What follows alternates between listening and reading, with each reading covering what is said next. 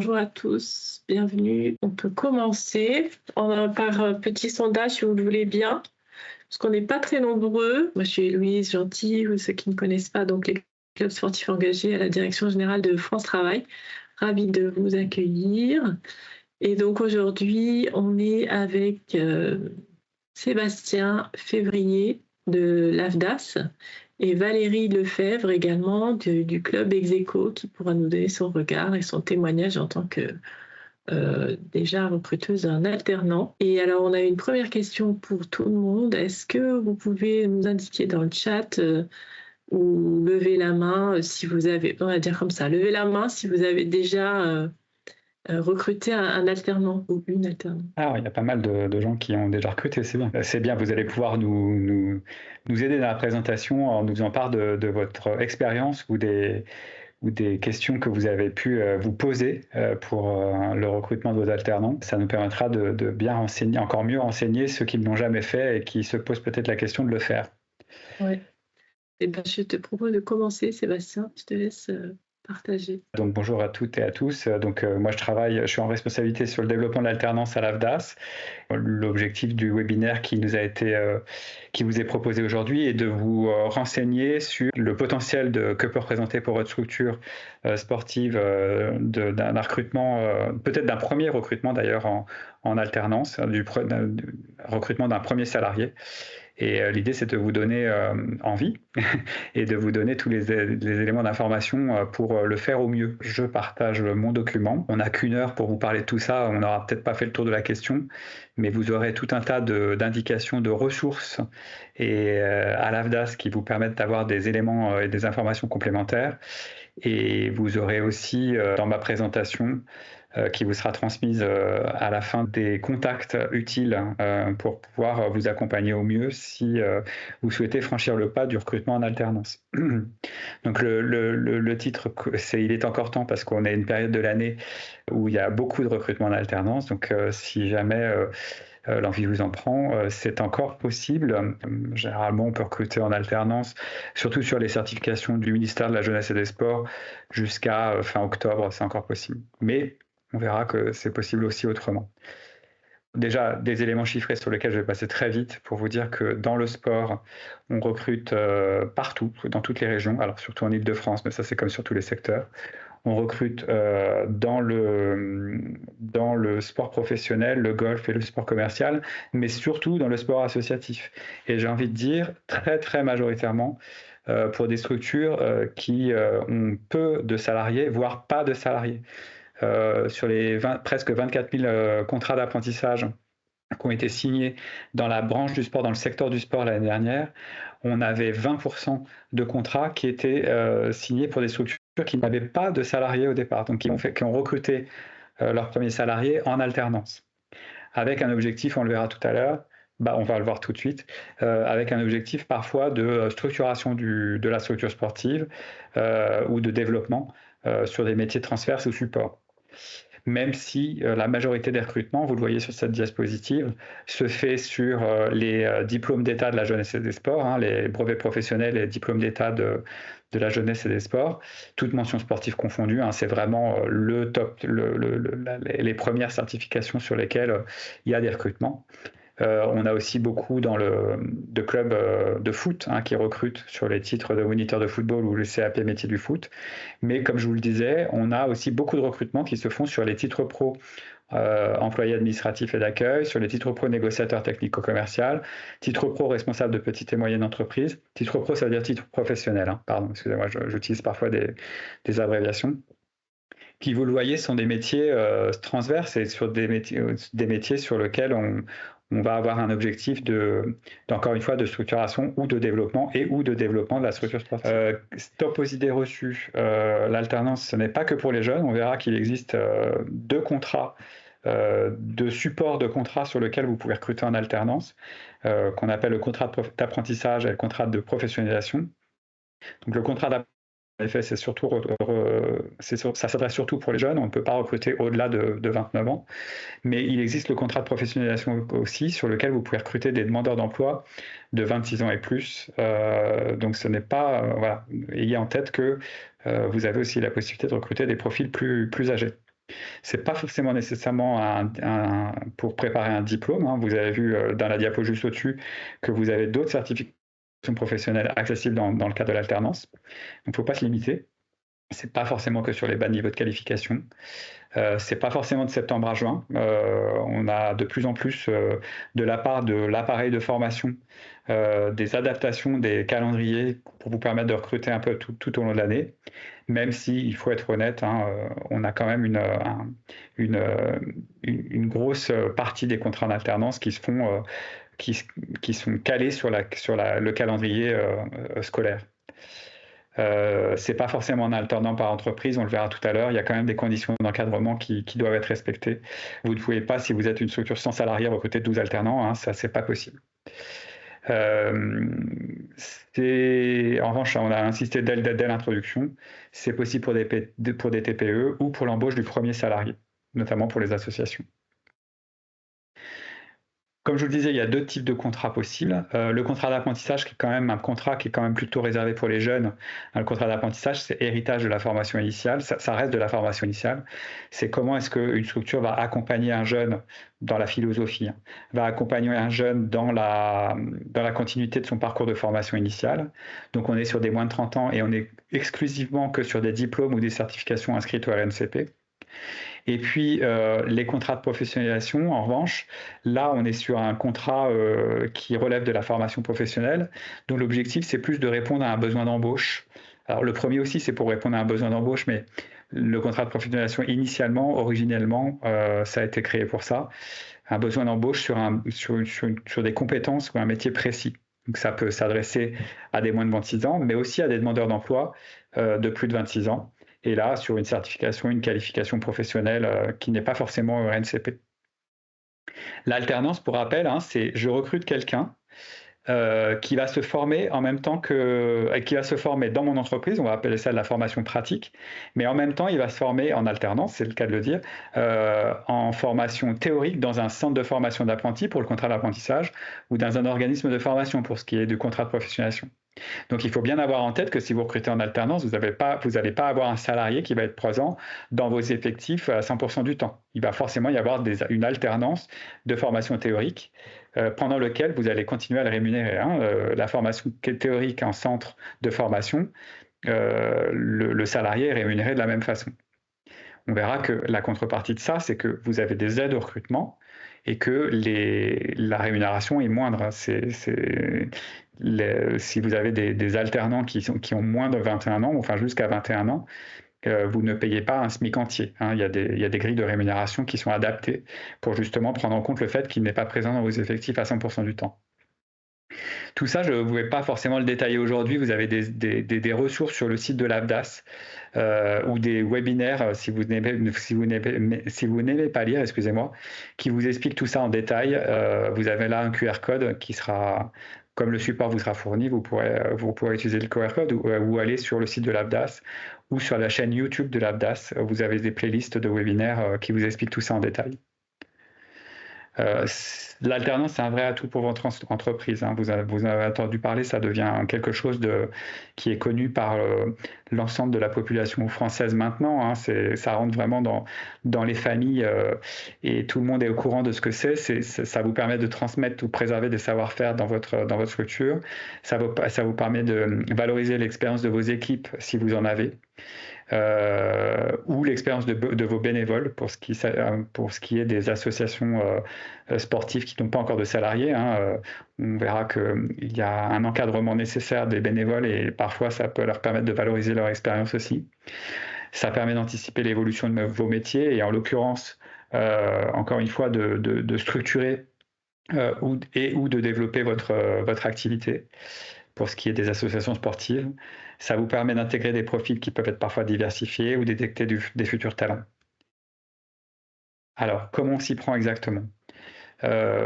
Pour mettre en place un contrat en alternance, vous devez signer un contrat de travail sous la forme de ce qu'on appelle un CERFA.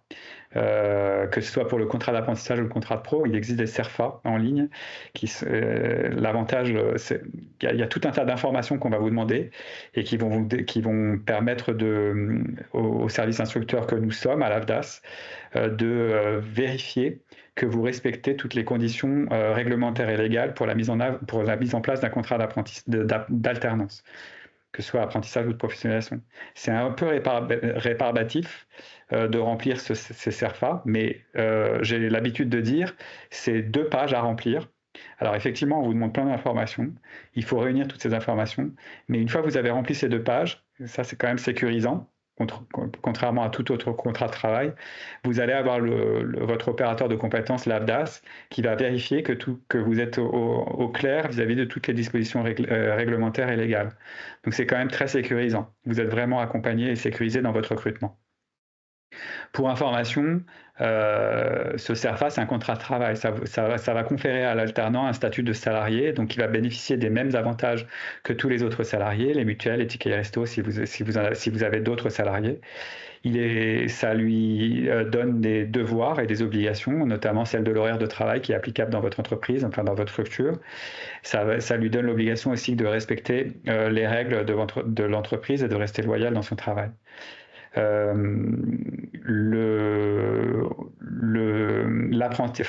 L'alternant doit être accompagné tout au long de sa formation, on le verra tout à l'heure.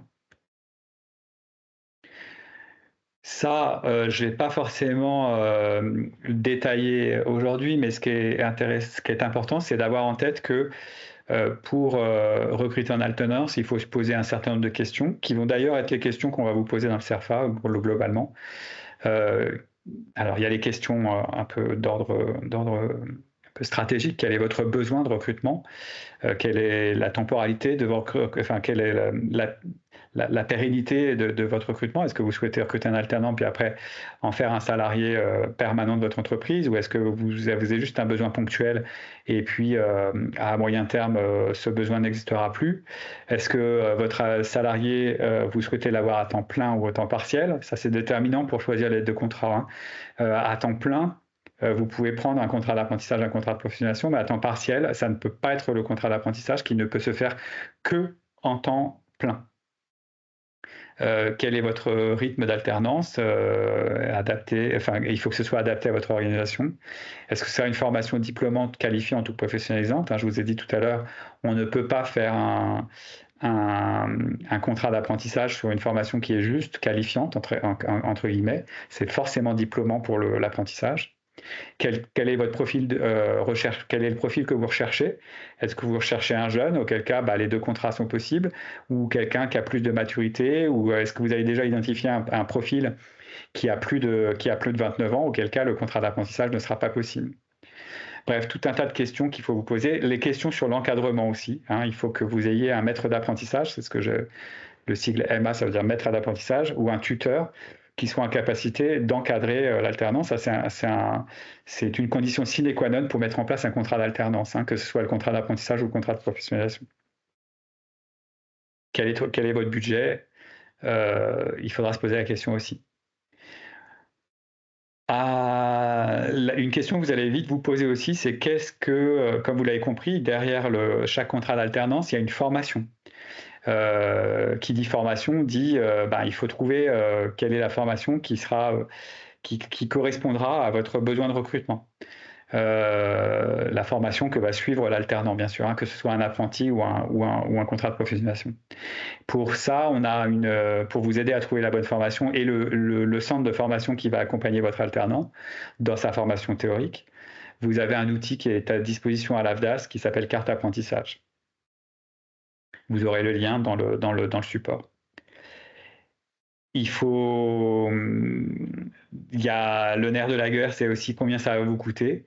Vous avez un outil qui s'appelle Calculateur Alternance sur le site de l'AFDAS qui vous permet pour le contrat d'apprentissage ou le contrat de professionnalisation d'avoir une lecture très claire de ce que va vous coûter le recrutement en alternance, à la fois tenant compte de la rémunération, tenant compte du coût de la formation, tenons compte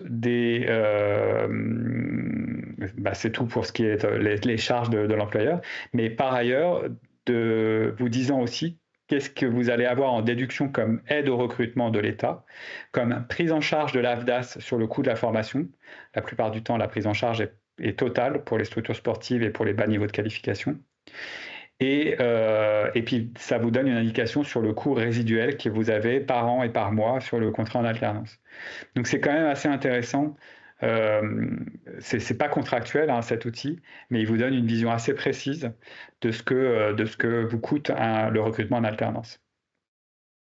Et puis, ça vous permet d'avoir d'ailleurs par ailleurs tout un tas de... Enfin, ça vous indique tous les critères qui vont entrer en compte pour déterminer le coût de recrutement, hein, selon la taille de votre structure, selon la certification visée, selon l'âge de l'apprenti ou de l'alternant, selon le métier qu'il va occuper et donc la grille de salaire qu'il va avoir dans la branche du sport. Tout ça va être déterminant pour calculer la rémunération, encore une fois, le coût de formation, la prise en charge locaux, etc., etc., les aides au recrutement dont vous allez pouvoir bénéficier, etc., etc. Je ne vous vois plus, donc je fais un petit... Je regarde s'il y a des questions. Pour l'instant, il n'y a pas de questions dans le chat, ni de main levée. Pour l'instant, il n'y a pas de questions, je continue. Ouais. On vous a préparé des cas pratiques de recrutement pour vous donner un peu des idées d'autres structures qui auraient pu recruter, d'autres structures sportives, excusez-moi, qui auraient pu recruter en alternance. Le premier cas, c'est un club de tennis qui fait donc de l'enseignement de tennis, qui est tenu par des bénévoles. Il n'y a pas de salariés. Mais pour autant, c'est un club qui a eu beaucoup de nouvelles demandes de licence l'année dernière, disons suite aux Jeux Olympiques, et qui souhaite se développer. Hein. Le conseil d'administration du club se dit ce serait bien de se développer. Donc on a une éducation sportive qui est réalisée par les bénévoles, mais ils se disent comment est-ce qu'on pourrait développer l'activité. Donc pourquoi l'alternance? Parce que c'est une opportunité pour le club. Il y a une contrainte qui a été posée, c'est qu'on ne pouvait pas recruter à temps plein, c'était forcément du temps partiel en fonction des heures de cours qui étaient dispensées. Donc ça exclut, je vous le disais tout à l'heure, hein, ça exclut le contrat d'apprentissage. Il y avait quand même un enjeu de maîtriser les dépenses et d'optimiser les prises en charge qu'on pouvait avoir par ailleurs. Et puis, l'objectif, c'était que les bénévoles soient moins sollicités et qu'ils puissent un peu relâcher la pression sur leur temps d'implication dans le club. Donc, l'idée, ça a été de recruter une personne, pas forcément jeune d'ailleurs, sur ce cas précis, en contrat de professionnalisation sur un CQP éducateur de tennis. Le CQP, c'est le certificat de qualification professionnelle. Pardon, c'était pas quelqu'un de mature, c'était un jeune. Et puis qui soit rapidement opérationnel. Donc le contrat de professionnalisation remplissait bien les critères de tout ça. Et nos conseils, les bonnes pratiques, c'est un besoin d'accompagnement renforcé pour bien définir le besoin. Un conseil très important, mais ça, ce sera toujours vrai. Un contact avec le prestataire, c'est l'organisme de formation qui va former sur le CQP éducateur de tennis pour bien affiner le projet de formation pour que ça réponde bien aux enjeux du club de tennis. Et puis, c'était un club qui avait suivi les webinaires collectifs de l'AFDAS et qui après a fait des rendez-vous individuels avec le conseiller emploi formation de l'AFDAS pour bien affiner le projet. Un autre cas pratique sur un recrutement d'un BPGEPS éducateur sportif mention activité physique pour tous. Donc c'est un club de sport qui avait déjà 3 salariés mais qui souhaitait développer ses activités sportives et améliorer son encadrement. Donc là, pour rappel, hein, c'est de la profession réglementée avec l'obtention de ce diplôme obligatoire. Il y avait deux types de profils possibles. Donc soit une jeune de 20 ans qui était débutante dans le club. Donc là, c'était possible de lui proposer un contrat d'apprentissage de 12 mois avec une formation qui a été financée selon un niveau de prise en charge annuel. Bon, c'est la prise en charge de l'OPCO. Je ne vous explique pas tous les tenants et aboutissants, mais ce qui est important juste de retenir, c'est que l'OPCO finance la formation en totalité de mémoire. une rémunération qui est assez minimale puisque l'apprenti a 20 ans et puis elle entre dans son cycle de formation en première année. Donc vous voyez que le coût salarial total il est de 9 995 €, ce qui n'est pas énorme. Comme on est dans un club de 3 salariés, c'est-à-dire de moins de 10 salariés, il y a une aide de l'État de 5 000 €. On verra les aides de l'État qui existent tout à l'heure. Et puis, on a aussi une aide supplémentaire de l'AFDAS sur l'aide à l'exercice de la fonction de maître d'apprentissage qui est proposée. Donc, ça fait 1 000 € supplémentaires. Donc, au final, le club, il n'a qu'à payer le coût résiduel. La formation est totalement prise en charge, hein, je l'ai dit tout à l'heure. Le club, sur les 9 995 € de coût salarial, il ne lui reste que 4 000 € pour l'année, c'est-à-dire 330 € par mois. Donc vous voyez que ça peut représenter un recrutement très intéressant pour le club. L'autre possibilité, c'était qu'un des bénévoles qui était là dans le club depuis plus de 10 ans soit recruté en contrat de professionnalisation en temps partiel, sur 80% de temps partiel. Là, la formation, pareil, elle est prise en charge par l'OPCO en totalité. La rémunération, elle est plus importante parce que là, comme c'est une personne de 46 ans et plus, on a une formation, un pourcentage qui est de 100% du SMIC à financer. Il existe des aides de France Travail parce que cette personne a plus de 45 ans, donc de 4 000 €. Si elle avait moins de 45 ans, l'aide ne serait que de 2 000 €. Et là aussi, il y a une aide à l'exercice de la fonction tutorale qui est proposée, 2 000 €. Donc on voit que le reste à charge est un peu plus important, il est de 13 000 € par an sur une formation, sur le coût initial de 18 000 €. Donc voilà, l'idée c'est et puis après, le club fait son choix en fonction de ses moyens et en fonction de sa stratégie. Est-ce que sa stratégie, c'est de vraiment profiter de l'expérience de Patrick qui a 46 ans, ou c'est juste une logique financière et c'est du coup de recruter une jeune apprentie qui sera présente dans le club, mais qui sera débutante. Donc ça, c'est pour vous montrer que c'est vraiment important de réfléchir à votre projet. Et ça, les conseillers emploi formation de l'AFDAS sont là pour vous accompagner au mieux et prendre en compte toutes les dimensions. Et puis, il y a un autre cas pratique qu'on voulait vous montrer aussi, c'était qu'il y a des possibilités de recours à des groupements d'employeurs, et notamment les groupements d'employeurs pour l'insertion et la qualification. On appelle ça les GEC, les GEC Sport. Et là, on vous a donné un cas pratique d'un GEC qui a été créé en 2009, qui a signé pas mal de contrats en 2024 et qui accompagne les clubs sportifs dans la mise en place de parcours d'insertion pour des salariés mis à disposition des clubs. Donc ça, c'est bien parce que ça permet à des primo-employeurs, c'est-à-dire à des clubs qui n'ont jamais recruté, de s'appuyer sur une structure existante. La formule, elle est clé en main pour les dirigeants des associations bénévoles. Et puis, ça décharge la fonction d'employeur et de l'administratif.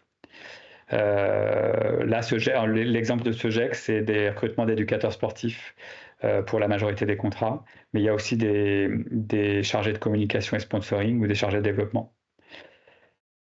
Là, c'est une aide et un conseil, comme je l'ai déjà dit, une aide et un conseil supplémentaire pour le club qui embauche.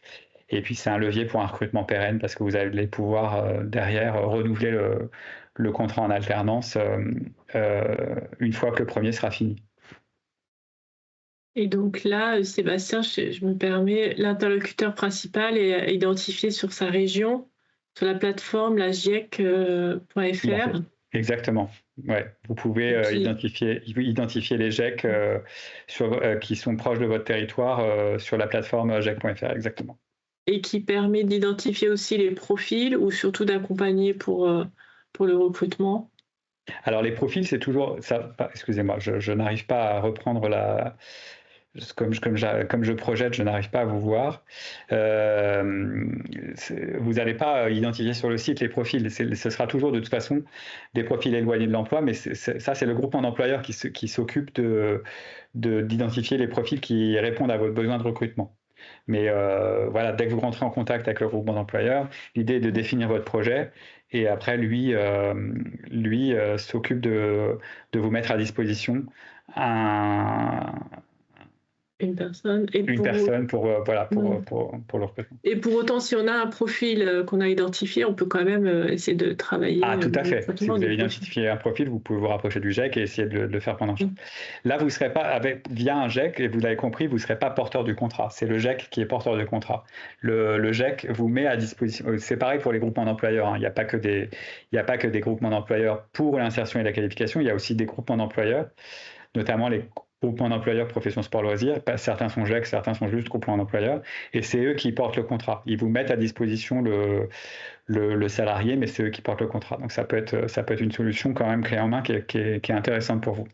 Et est-ce que ça signifie pour un alternant, donc recruté via un GIEC, qu'il va intervenir à quelques heures dans ma structure et puis quelques heures dans une autre structure? Ça peut signifier ça aussi, oui, tout à fait, ouais, exactement.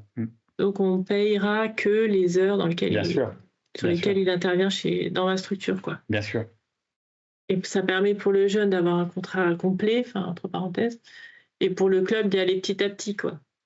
Après, ce qui est important, c'est que vous ne disiez pas je vais y aller pour 3 heures par semaine. Il faut que vous ayez quand même un projet où vous avez un projet où il y a un nombre d'heures, ça peut être du temps partiel, encore une fois, mais il faut qu'il y ait un nombre d'heures assez conséquent, quoi. D'accord. Sinon, c'est compliqué pour le GEC de s'organiser pour faire 3 heures là, 3 heures là, 3 heures là. Enfin, c'est même pas que compliqué que pour le GEC. C'est aucun bénéficiaire va vouloir se dire je vais aller 3 heures à Saint-Quentin, 2 heures à Valenciennes, 3 heures à Roubaix. Il y a une question de Morgane. Si tu veux prendre la parole, Morgane, sinon je vais la lire déjà. Le calculateur AFDAS ne permet pas de faire varier le temps de travail en pourcentage. Serait-il possible d'ajouter cette possibilité afin d'affiner les projections du coût des contrats de professionnalisation? Le calculateur AFDAS ne permet pas effectivement de faire. C'est un parti pris puisque, comme vous l'avez vu, si vous l'avez déjà utilisé, vous avez le comparatif entre contrat de pro et contrat d'apprentissage. Donc sur le contrat d'apprentissage, comme je vous l'ai dit, le temps partiel est obligatoire. Donc sur le temps partiel, il faut ramener ça au nombre d'heures que vous avez par semaine. Le calcul n'est pas très compliqué, c'est juste une règle de 3 appliquée, quoi. Voilà. Mais en revanche, sur le calculateur, non, on ne peut pas le faire évoluer dans ce sens-là. Sur la partie rémunération, effectivement, c'est une règle de 3, mais sur le reste, pas tout à fait. Après, c'est vrai que pour nos structures, on a tendance à les renvoyer vers le calculateur. C'est vrai que si on peut avoir toutes les infos tout de suite, ce serait facile. Alors, vous êtes un club sportif tête de réseau fédéral, je suis la Fédération française de tir à l'arc. Ok, alors dites à vos structures que si le calcul est compliqué, en revanche, les conseillers AFDAS sont tout à fait aguerris pour adapter les simulations au temps partiel sur les contrats de pro. Donc, c'est une première entrée. Et s'ils ont besoin d'approfondir, qu'ils n'hésitent pas à contacter leur conseiller ou leur conseillère. Très bien, merci. OK. Et en plus, c'est bien parce que c'est souvent des petites structures. Si vous êtes tête de réseau fédéral, vous représentez souvent des petites structures et ils ont besoin d'accompagnement de toute façon, donc pas que sur le coût. Donc c'est bien ne serait-ce que pour définir le projet de recrutement. On voit que c'est essentiel de le faire. Comme je vous le disais tout à l'heure, je l'ai évoqué plusieurs fois dans la présentation, le contrat en alternance, c'est intéressant parce que déjà, premièrement, la prise en charge de la formation est faite par l'AFDAS. La plupart du temps, en totalité, il peut arriver qu'il y ait certains cas qu'il y ait des restes à charge, mais c'est souvent assez faible. En tout cas, c'est souvent assez faible pour les recrutements de structures associatives sportives qui vont généralement sur des diplômes qui sont totalement pris en charge. Mais il existe aussi des aides au recrutement. Sur le contrat d'apprentissage, c'est assez intéressant pour les structures qui font moins de 250 ETP, ce qui a priori est le cas de toutes les structures sportives. Vous avez 5 000 euros d'aide sur la première année.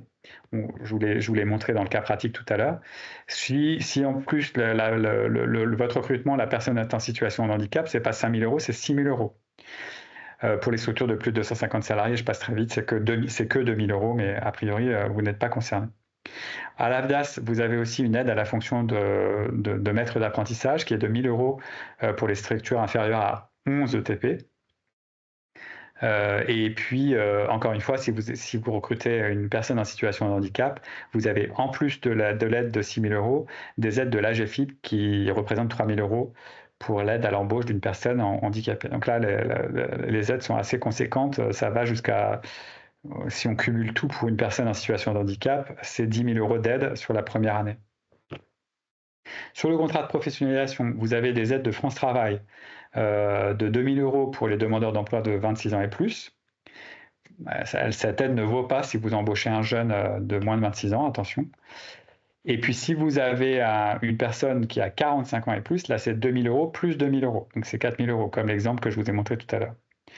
Là aussi, vous avez une aide à la fonction tutorale de 1 000 € pour les structures de moins de 11 salariés. Et puis, vous avez des aides à l'embauche j'aurais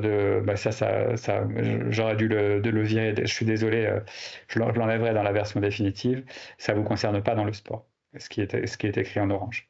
Et puis là aussi, vous avez des aides à l'EFIP de 3 000 € pour les personnes en situation de handicap. Ce qui est important dans le recrutement en alternance, c'est de sécuriser le parcours. Ça, c'est très important. Donc déjà, sécuriser les démarches au démarrage. Je vous l'ai dit, il faut signer un contrat. Il faut, quand vous recrutez un alternant, comme n'importe quel recrutement, faire une DPAE. Contrairement à n'importe quel autre recrutement, il faut que vous déposiez votre CERFA auprès des services de l'AFDAS, comme je vous le disais tout à l'heure, pour qu'on en fasse l'instruction. Faut que, comme n'importe quel recrutement, en revanche, il faut que vous créez, si ce n'est pas déjà fait, un registre unique du personnel. Il faut souscrire une mutuelle, puisque c'est un salarié comme les autres. Il faut l'affilier à une caisse de retraite. Il faut faire une visite d'information et de prévention, la visite médicale, comme n'importe quel salarié. Et il faut mettre en place un document unique d'évaluation des risques professionnels en fonction de la taille de votre structure. Et tous les mois, vous devez évidemment éditer un bulletin de salaire, faire une DSN, une déclaration sociale nominative, faire de la veille réglementaire, mais ça, les services de l'AFDAS peuvent vous accompagner sur ce sujet-là. Vous avez plusieurs structures auprès desquelles vous pouvez vous aider. Et évidemment, puisqu'on a des têtes de réseau fédéral, donc si vous êtes affilié à une fédération, généralement les services des fédérations vous aident sur ces aspects-là. Vous pouvez vous appuyer sur un groupement d'employeurs, on l'a vu tout à l'heure dans l'exemple. Vous avez une offre de service sur SAF pour vous accompagner dans vos démarches. Et puis évidemment, vous avez des cabinets comptables qui vous aident aussi sur vos démarches de recrutement et d'édition de bulletins de paie, etc., etc. Et puis n'oublions pas les services de l'AFDAS, mais comme je les mets en exergue plus loin dans d'autres diapositives, on ne les a pas rappelés ici. On a une question de Louis. Est-ce que c'est possible d'inscrire l'alternance sur le CEA, chèque emploi associatif, pour générer le bulletin? C'est une bonne question. Je ne suis pas familier avec le CEA. Je n'ai pas la réponse. Je suis désolé. On la cherchera pour vous répondre a posteriori. Merci. Désolé.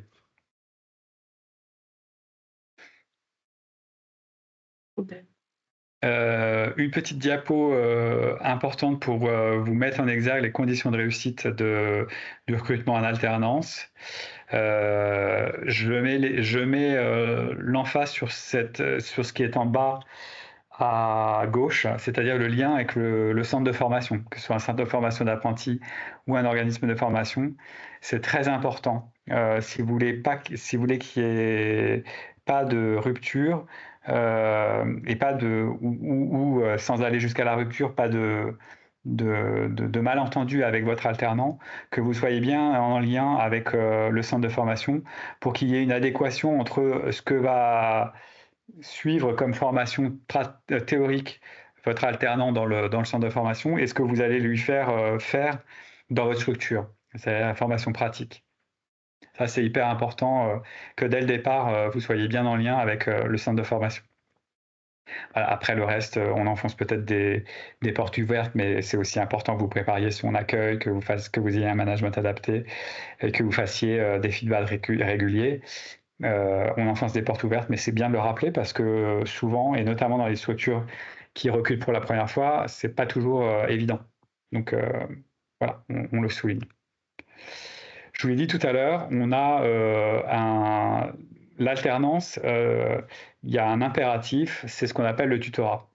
Il faut que vous ayez dans votre structure un salarié et ou un bénévole dirigeant qui sera forcément le président ou le vice-président ou le gérant de l'association. Enfin, le gérant, a priori, il est salarié. Donc, pour ce qui est des associations, c'est forcément le président ou le vice-président. Ça ne peut pas être n'importe quelle autre structure. Pourquoi ? Parce que c'est la personne qui a la responsabilité juridique d'employeur. Donc, on va chercher que le président ou le vice-président. Et le vice-président, il faut que les statuts lui aient conféré cette responsabilité d'employeur. Ça ne peut pas être aucune autre personne que ça. Donc, soit un salarié, soit le président ou le vice-président. Conjoint collaborateur, encore une fois, ça ne concerne pas votre secteur. Et cette personne, donc, qui va exercer cette fonction de tuteur ou de maître d'apprentissage, va devoir accueillir, intégrer, va devoir transférer et développer les compétences, c'est-à-dire tout ce qui relève de la formation pratique en entreprise, va devoir accompagner la montée en compétences de l'alternant, va devoir communiquer avec l'organisme de formation. Je vous l'ai indiqué tout à l'heure, c'est très important. Pour vous accompagner sur ces fonctions, de transférer et développer les compétences, accompagner à la montée en compétences, justement, l'organisme de formation peut être une structure ressource pour vous accompagner dans ces fonctions-là. Attention, vous devez, selon la réglementation, que ce soit un salarié ou que ce soit un dirigeant bénévole, vous devez avoir des diplômes ou des expériences professionnelles en rapport avec la formation qui est dispensée. Je vous ai mis dans la diapo suivante très précisément ce que vous devez avoir comme conditions, enfin, quelles sont les conditions à remplir. Sur le contrat d'apprentissage, vous devez avoir le diplôme ou le titre relevant du domaine professionnel correspondant correspondant à celui qui est visé par le jeune ou l'alternant. Ou alors, vous devez justifier de 2 années d'expérience d'exercice d'une activité professionnelle en rapport avec la qualification visée. Et autre chose, sur le contrat d'apprentissage, vous ne pouvez pas avoir plus de 2 apprentis par maître d'apprentissage. Éventuellement, un apprenti supplémentaire s'il est en redoublement dans votre structure. Donc, en d'autres termes, si c'est votre premier recrutement, vous ne pouvez pas avoir, enfin, si vous n'avez pas de salarié dans votre structure, vous ne pouvez pas avoir plus de 2 apprentis encadrés par le président ou le vice-président avec les conditions de diplôme ou d'expérience que je vous ai citées. Pour les contrats de professionnalisation, c'est un peu plus souple. Vous devez justifier d'une expérience professionnelle d'au moins 2 ans dans une qualification en rapport avec l'objectif de professionnalisation visée. Et vous ne pouvez pas avoir plus de 3 alternants par salarié ou par dirigeant bénévole. Ça, c'est très important. C'est pas, malheureusement, on a vu qu'il y avait des dérives sur le sujet, donc c'est important pour moi de vous le rappeler. Je vous l'ai dit tout à l'heure, vous pouvez recruter. Il n'y a pas de question là-dessus? Non, je vois pas de question. Je vous l'ai dit tout à l'heure, vous pouvez recruter des personnes en situation de handicap. Bon, là, c'est important de bien prendre attache avec la DAS et plus tard avec la GFIP pour bien définir votre projet et bien être armé sur l'accompagnement de cet alternant particulier, puisqu'il sera en situation de handicap, dans son parcours de formation. Donc voilà, il sera important de se documenter. C'est important de se documenter si vous souhaitez aller et d'être accompagné si vous souhaitez aller sur ce type de recrutement. Voilà, ici je vous partage un certain nombre d'outils et de ressources qui seront cliquables sur le support qui vous sera envoyé plus tard. Donc j'en ai parlé tout à l'heure, vous avez la carte apprentissage, vous avez le calculateur alternance. Avant ça, vous avez une enquête alternance qui vous permet de définir un peu votre besoin et d'être contacté par un conseiller emploi formation. Vous avez un site qui s'appelle Recruter Autrement, enfin un outil qui s'appelle Recruter Autrement, si vous souhaitez aller sur des publics un peu plus éloignés de l'emploi ou des personnes en situation de handicap, qui vous permet de vous poser les bonnes questions en amont du recrutement. Donc c'est un outil supplémentaire si vous souhaitez recruter des profils un peu plus éloignés de l'emploi. Et puis, vous avez aussi la possibilité pour les salariés ou les bénévoles qui souhaiteraient se former sur l'exercice de la fonction tutorale, des formations clés en main qui vous sont préposées. Et bien sûr, le portail Maya, c'est-à-dire le portail AFDAS, sur lequel vous allez pouvoir déposer votre CERFA en ligne, remplir votre CERFA en ligne déjà et le déposer auprès des services de l'OPCO pour qu'on puisse exercer notre fonction d'instructeur de votre contrat.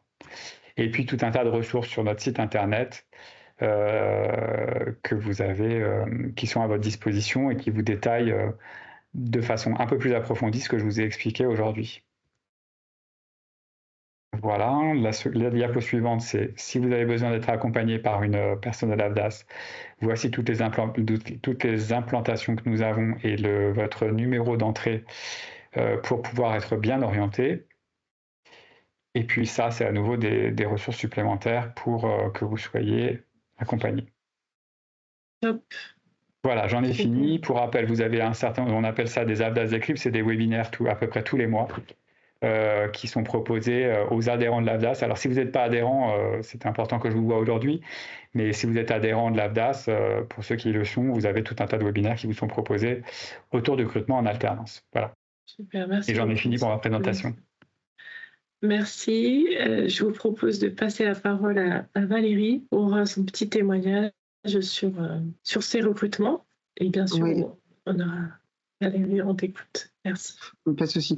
Après, c'est passé assez complet. Nous, ça fait une quinzaine d'années qu'on prend des alternants. On en prend entre 1 et 4 par an. On est une dizaine de salariés. Hein. Ceci explique cela.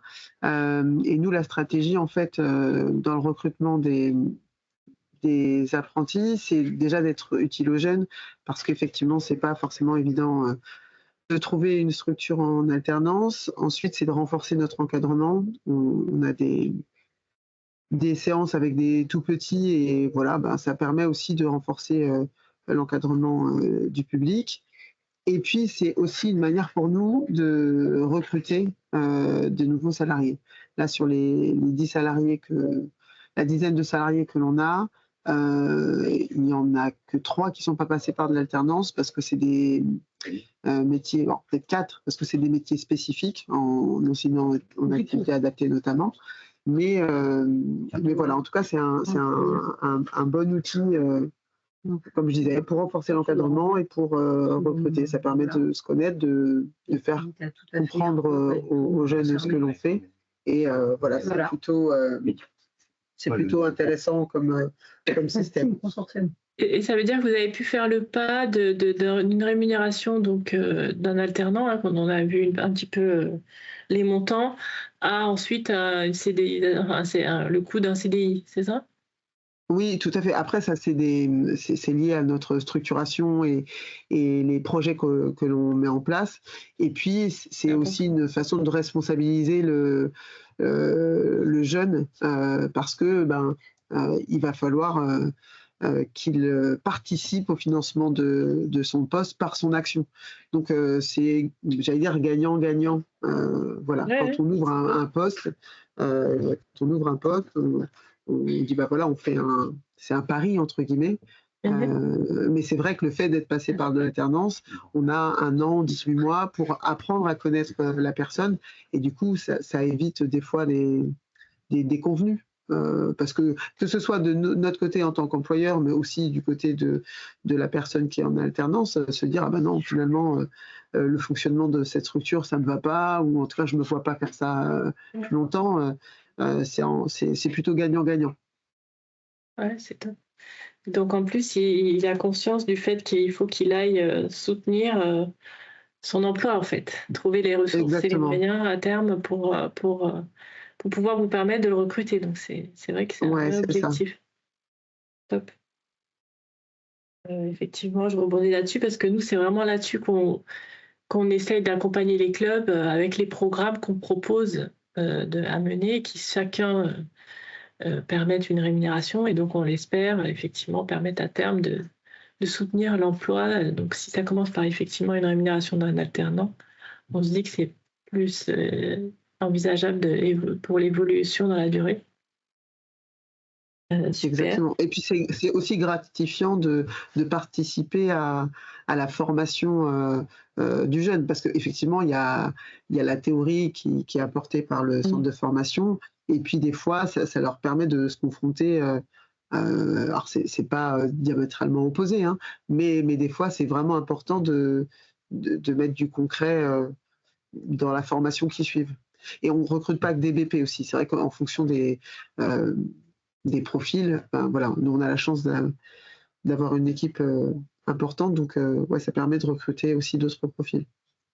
Par exemple, on a des fois des alternants en management du sport, plus sur de la gestion de projet. Là en ce moment on a une alternante sur de la communication. Voilà, c'est les demandes que l'on a, parce qu'on a beaucoup de demandes, c'est souvent des BP, c'est vraiment la majorité. Après, tous ceux qui sont issus de la filière STAPS, ça arrive aussi. Ouais. Oui, j'ai vu qu'il y avait une question, j'y réponds juste après. Voilà, les grandes écoles, tous ceux qui font du management, du marketing sportif. Pour répondre, je crois que j'ai vu un pop-up arriver. Du coup, nous, on est une association socio-sportive, on est basé sur Cergy-Pontoise. On utilise le sport comme outil d'insertion, de santé, d'éducation et de loisirs. Oui, allô ? Donc, on a des écoles de sport, donc pour les enfants à partir du moment où ils marchent. On a des maisons sport santé pour des personnes qui ont des affections longue durée ou des maladies, et on a tout un volet insertion où on accompagne des jeunes qui veulent devenir éducateurs sportifs, qui ne dépend pas de l'apprentissage, mais vraiment on accompagne une vingtaine de jeunes par an avec des savoir-être, des savoir-faire, le CQP pour certains, et puis ensuite ça nous arrive là comme cette année de prendre des jeunes qui ont suivi le parcours de formation et qui veulent ensuite aller sur un BP. Quand on peut pas en prendre 20, mais voilà, on en prend au moins 2, et ça permet de continuer à les former. Donc voilà ce qu'on fait. Et voilà, les projets sont assez variés, de la petite enfance au senior, c'est assez vaste. Merci. Et on est affilié à l'UFOLEP, voilà, pour être complète. Merci bien, Valérie. Est-ce qu'il y a d'autres réactions ou questions ? Est-ce que vous voulez peut-être partager, vous, votre expérience de recrutement d'alternance, ou ce qui vous a empêché aujourd'hui de le faire ? S'il y a encore des doutes sur comment vraiment recruter sur ces modalités. Bon, en tout cas, c'est forcément un processus un peu long. Donc, on partagera la présentation de Sébastien avec les coordonnées. Donc, en région, c'est au niveau régional, hein, les référents AFDAS, oui, ou départemental régional. Absolument, ouais. Valérie, vous êtes du coup en contact aussi avec l'AFDAS de votre côté ? Comment ? Oui, forcément quand on prend des alternants, on passe par la plateforme. Voilà, c'est obligatoire. Après, sur des questions un peu particulières, ça m'arrive d'avoir la personne en charge de notre secteur. Voilà. Super. Après, on est un peu rodé. Oui. Mais j'avoue que quand c'est une première fois, c'est pas forcément évident. Après, je trouve que la plateforme elle est assez intuitive pour déposer, etc. Enfin voilà, ça se fait. Comme j'ai une double casquette, j'ai aussi la casquette de l'UFOLEP, qui n'est pas du coup, l'UFOLEP 95, pardon, qui n'est pas à l'AFDAS parce qu'elle est sur la convention ECLA, et du coup c'est un autre OPCO. Oui. L'AFDAS c'est vraiment facile, c'est beaucoup plus simple. Voilà, en tout cas pour moi c'est beaucoup plus simple. Pour compléter, parce que je vois que Nadège a continué à poser la question, en fait, pour pérenniser le recrutement, sur des projets un peu sociétaux, il y a des appels à projets, etc. Donc moi, je vais faire des demandes sur des appels à projets, sur de l'ANS, sur de l'emploi, sur de la création, et on sait qu'on a, on va dire, 3 ans pour pérenniser le poste. Et ça, en tout cas, dans notre structure, c'est assez clair et limpide. C'est-à-dire que quand je propose un contrat en CDD ou en CDI à un collègue, mais souvent c'est plutôt d'abord CDD, après on voit si le CDI est possible, il a les cartes en main, c'est-à-dire qu'un emploi chargé, on est autour de 35 000 euros, l'aide à l'emploi de l'ANS à peu près 12 000 euros, les cotisations ça représente à peu près, on va dire 10 000 euros, bon bah voilà, qu'est-ce qu'on met en place pour pallier cette somme manquante. Donc on a un système assez simple en fait de réflexion sur comment on peut pérenniser le poste, comment on est utile sur notre territoire et quelle offre on peut développer.